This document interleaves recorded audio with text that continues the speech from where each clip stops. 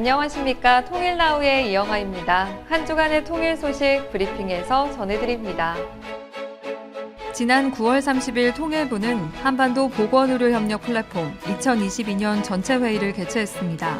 권영세 통일부 장관은 개회사를 통해 북한 주민도 우리와 마찬가지로 생명 그 자체로 존중받으며 질병으로부터 안전하고 자유롭게 살 권리가 있다고 말했습니다.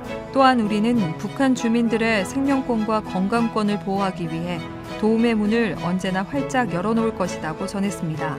한반도 보건의료협력 플랫폼은 북한에 대한 보건의료협력의 여러 분야 주체들이 서로 상시적으로 정보와 전략을 공유하는 협의체로서 지난해 출범했으며 이번 전체 회의를 통해 그동안 진행해왔던 논의들을 종합적으로 정리하는 자리였습니다.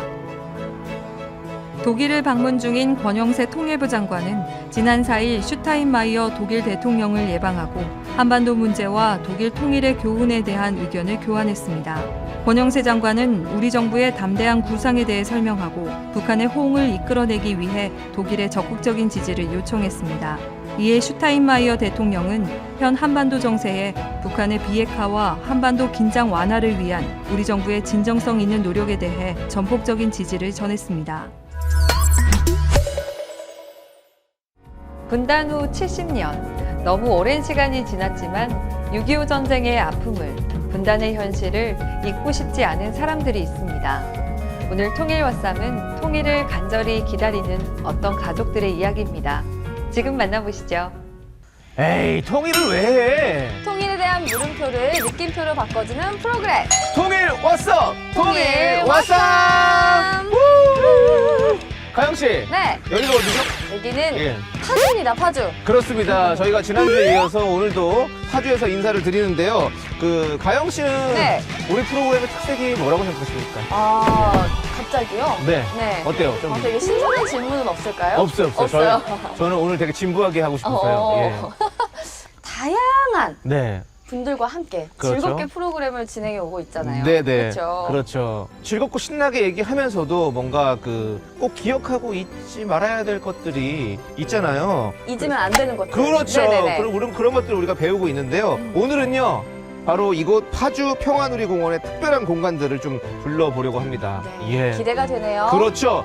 자, 오늘 모실 분 있습니다. 오늘의 게스트 6.25 전쟁 납북자 기념관 윤소라님, 어서 오세요. 네, 어서 오세요. 안녕하세요. 안녕하세요. 네, 안녕하세요. 안녕하세요. 저는 통일부 국립 6.25 전쟁 납북자 기념관에서 학예연구사로 일하고 있는 윤소라입니다. 네, 안녕하세요. 안녕하세요. 네. 남북이 아니라 납북이라고 하셔가지고 네. 좀 생소하게 생각하시는 분들도 많을 것 같은데 먼저 납북의 의미가 뭔지 좀 설명을 해주시면 좋을 것 같아요. 네, 저희가 지금 서 있는 이 공간이 네. 기념관의 마중뜰이라는 곳이에요. 음. 저희가 이 마중뜰에 누구를 마중 나왔을까요? 저희요? 네. 그건 여기 아니고. 지금 뭐 하시는 거죠? 아니, 네, 잠시만요. 네, 여기 두 분도 물론 마중을 나왔지만 네. 저희가 여기서 기다리고 있는 분들이 있습니다. 오. 바로 여기 뒤에 보시면은 조형물 위에 보이는 이 분들이 보이시죠? 오, 예. 네, 저분들이 어떻게 보이세요? 지금 뭔가 이렇게 묶여 있어가지고 네, 끈에 묶여 있는 것 같은 그런 느낌인데요? 네, 맞아요. 정확히 보셨어요. 힘겹게 네, 맞습니다. 걷고 있는 네. 모습이고 뭔가 자유의사로 가고 있는 것 같지는 않죠. 네. 뭔가 억지로 끌려가는 네. 모습처럼 보이는데요. 이분들이 지금 향하고 있는 방향이 어느 쪽으로 보이세요? 방향이요? 네, 어렵죠? 방향은 제가 캐시객으로 좀 보면 잠깐만. 약간 북쪽인 것 같은데요? 맞습니다. 네, 정확히 맞습니까? 맞추셨어요. 그래요? 네, 정확히 맞추셨어요. 오. 네, 저분들이 지금 북쪽으로 예. 향해 있는데요. 끌려갈 납, 북녘, 북으로 끌려가다라는 뜻이에요. 그래서 본인은 원하지 않았지만 강제로 본인의 네네. 의사에 반하여 북으로 끌려가신 분들을 우리가 납북자라고 부르고 있어요. 오. 저희는 또 이렇게 어디에 또 가서 예. 이렇게 즐겁게 통일에 대한 이야기를 하게 될까 또 설레는 마음으로 오기로 했는데 네. 또 이 납북자분들이 어떤 분들인지에 대한 이야기를 들으니까 좀 숙연해지는 것 같아요. 그러니까요. 네. 그러면 저희가 좀 둘러보면서 좀 네. 차근차근 더 얘기를 들어볼 수 있을까요? 네. 예, 그럼 그러면 가보시죠. 안으로 들어가시죠. 네, 어디로 가면 될까요? 저쪽입니다. 북쪽으로 가시죠. 이쪽으로 갑시다. 네. 뭐야? 여기 오시면은 많은 관람객들이 이걸 찾으세요. 본인의 이름이랑 똑같은 이름이 있는지 찾으세요. 있어 여기 남 지나가다가 딱 보셨어요. 아, 지금 여기 있어. 여기. 근데 마음이 아프다. 나와 같은 이름을 가지신 분이 납북되신 분들의 명단이 여기 다 지금 적혀 있는 거잖아요. 네, 맞습니다. 그쵸? 예. 납북되신 분들이 여기 가나다 순으로 네. 여기 새겨져 있어요. 아, 참. 저랑 아마 되게 돌림자도 같으실 텐데, 그렇죠? 그 느낌이. 예. 올라가서 좀 예. 확인을 해볼까요? 네. 어떤 분들인지. 이렇게 많은 분들이 또, 네. 아, 좀 마음이 아픕니다. 예, 가시죠.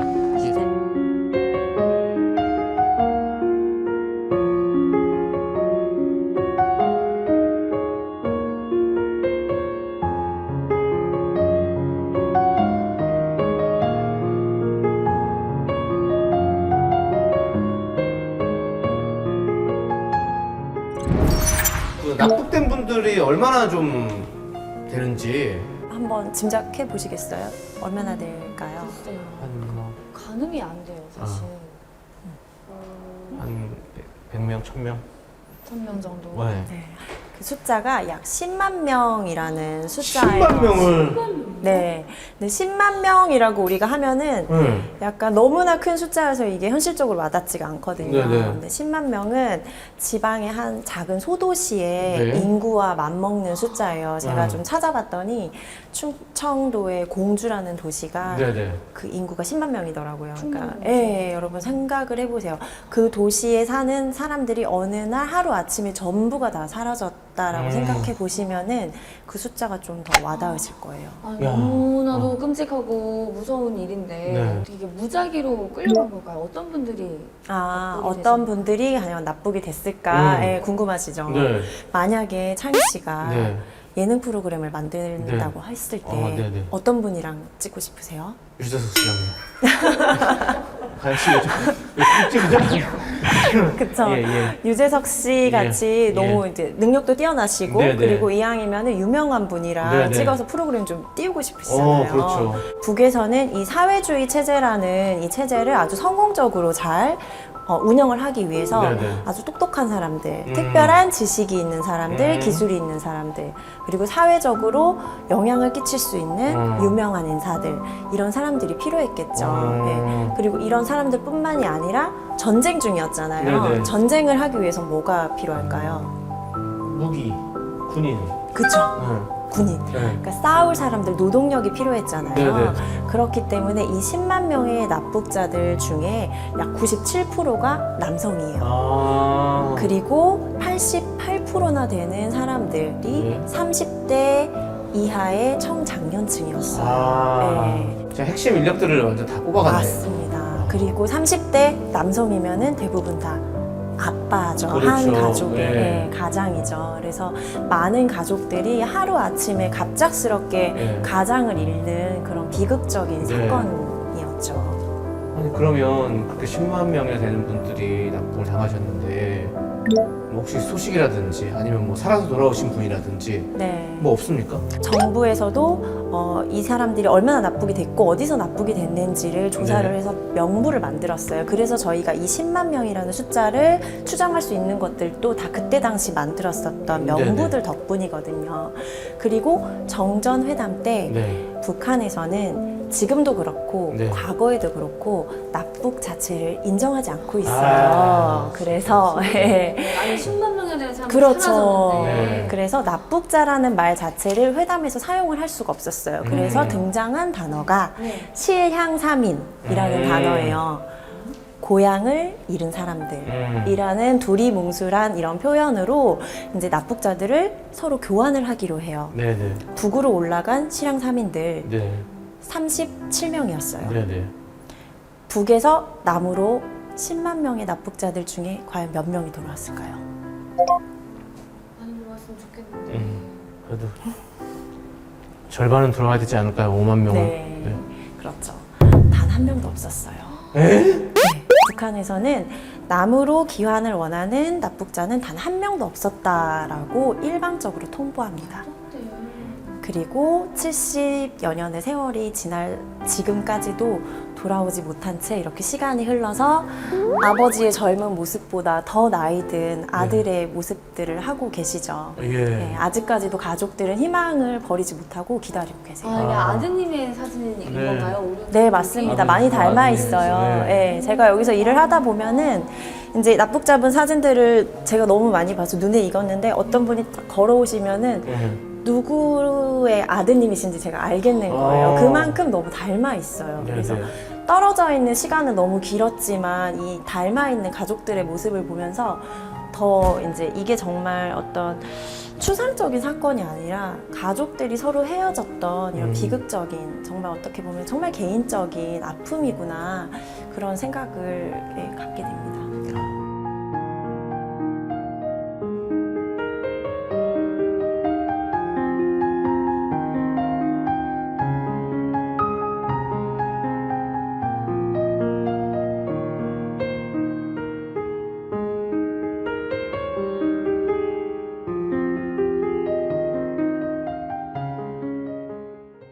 남북이 분단된 시간이 길어지면서 말과 글에도 이질화가 심화되고 있습니다.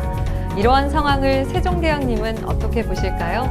남북통합문화센터 콘텐츠 창작지원 공모 사업에 선정된 뮤지컬 세종대왕의 눈물 2에서 그려내고 있는데요. 함께 만나보시죠. 한글을 창제한 세종대왕이 눈물을 흘립니다. 그가 우는 이유는 무엇일까요?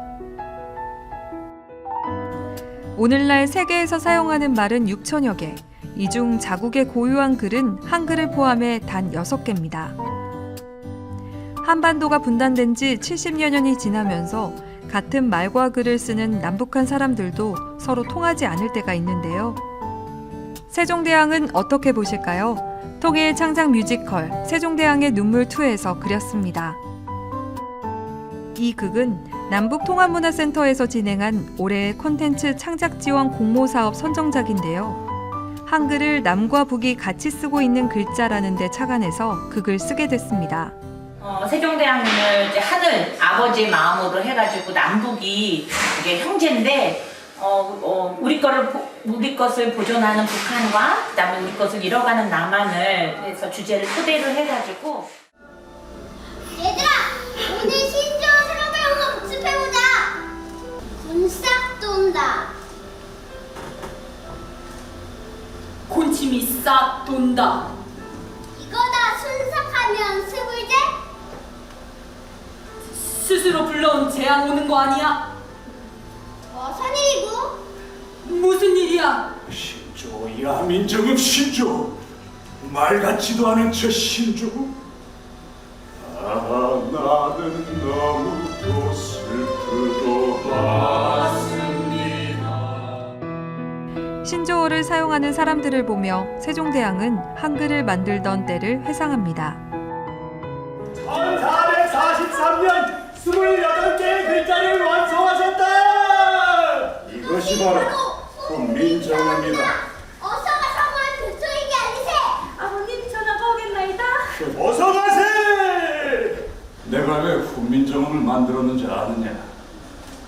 억울한 일을 당하는 내 백성이 가여웠고 그런 백성을 볼 때마다 몹시 안타까웠다. 그를 알면 받아야 할 벌인지 받지 말아야 할 벌인지 쉽게 알 수 있으니 억울한 일을 덜 당할 거라고 생각했다. 해서 나는 내 백성에게 꼭 필요한 것이 문자라고 판단하였다. 세종대왕은 오염된 우리말과 글을 지킬 방법을 알려달라 하늘에 애원하는데요. 곧 있으면 한글날 행사가 열릴 것이다. 그때 행사 개막식 갈라 콘서트 멤버를 내가 남북 배우들로 구성하겠다. 남북 배우들로 말씀입니까? 그렇다.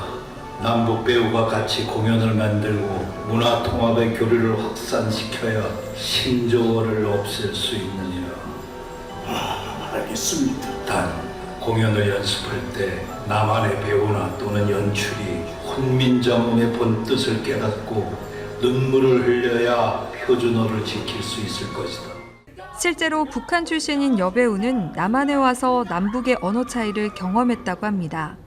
들었던 말 딱 집으라고 하면 기억을 못하겠지만 처음에 왔을 땐 정말 놀랐죠. 너무 외래어도 많이 사용하고 어디 가서 뭘 구매할 때도 다 영어, 외래어로 쓰여져 있고 이러다 보니까 그때는 정말 그 말 입을 떼기가 너무 어려웠던 것 같아요. 무대에서는 국악과 남북한 가요, 무용이 함께 어울려 펼쳐집니다. 평상시에 이 남북 통일에 대해서 좀 관심을 갖고 있거든요. 사람들은 거기에 대해서 너무 이거 하면은 뭐 어떻게 돼? 라고 하지만 그게 아니라 그런 어려움 속에서 예술은 더 있어지지 않나? 거기에서 뭔가 더 재밌는 것들이 일어날 수 있지 않을까? 저는 늘 그게 있거든요. 이번 이 공연을 하면서 정말 아까 서유 배우가 얘기했던 것처럼 이질감이나 이런 게 전혀 없거든요.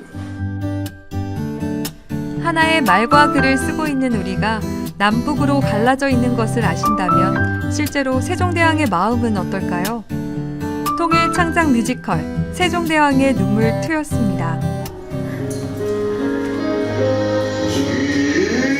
지키고 지켜야 해 나의 백성들이 안 그를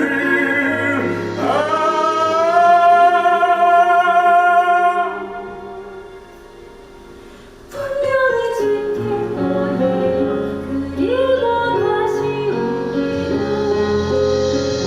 서로가 하나 됐어 예전의 그때처럼 우리 그를 사랑하며 서로 지켜야 해.